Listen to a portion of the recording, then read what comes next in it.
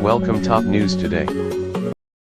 US preparing for North Korea's final step. CIA Director Mike Pompeo said the United States has to act as if North Korea is on the verge of being able to strike it with a missile and act accordingly, and that President Donald Trump is ready to do so. From a US policy perspective, we ought to behave as if we are on the cusp of them achieving that objective, Pompeo said Thursday at a security forum held by the Foundation for Defense of Democracies. They are so far along in that, it's now a matter of thinking about how do you stop the final step.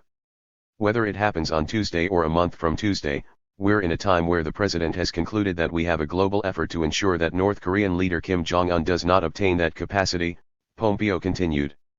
Pompeo is among a number of former officials who have been signaling the increased possibility of a slide into military confrontation with North Korea over its refusal to back down from its nuclear program.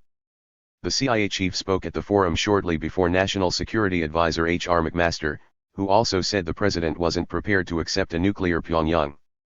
The Trump administration comments came a day after former CIA Director John Brennan put the chances of military conflict with North Korea as high as 20% to 25%. The isolated Asian nation conducted its sixth and most powerful nuclear test in September, claiming it had detonated a miniaturized hydrogen bomb that could be mounted on a missile. It's also been steadily working on its missile capabilities, firing 22 missiles during 15 tests from February to mid-September.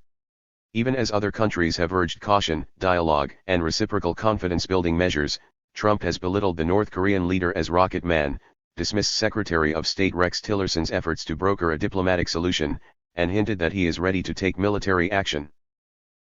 Asked at Thursday's event about the threat posed by North Korea, McMaster said that Trump will not accept a nuclear North Korea that threatens the U.S., putting the administration in a race to resolve the increasingly tense standoff before it devolves into a military confrontation.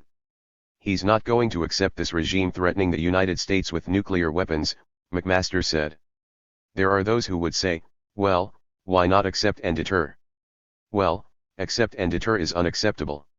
So this puts us in a situation where we are in a race to resolve this short of military action, McMaster said. Everybody knows it. We all know it. Our allies and partners know it. China knows it.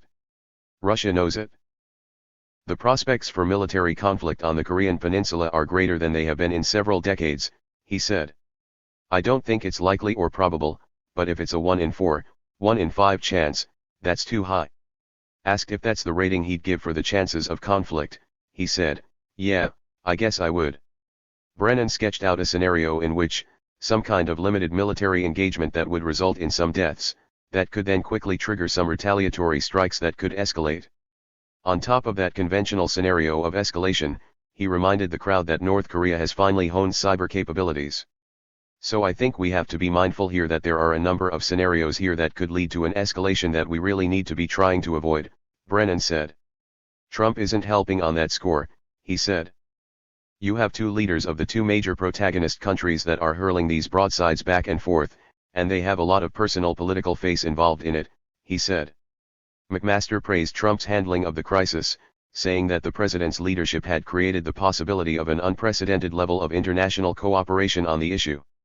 He also praised Tillerson's efforts to increase international pressure on North Korea, which has moved some countries to cut diplomatic relations with Pyongyang, expel its ambassadors and in some cases, ban North Korean guest workers. North Korea, meanwhile, has said it won't be willing to talk to the US until it ensures it has missile and nuclear capabilities. Thank you for watching. Please like, share and subscribe my channel.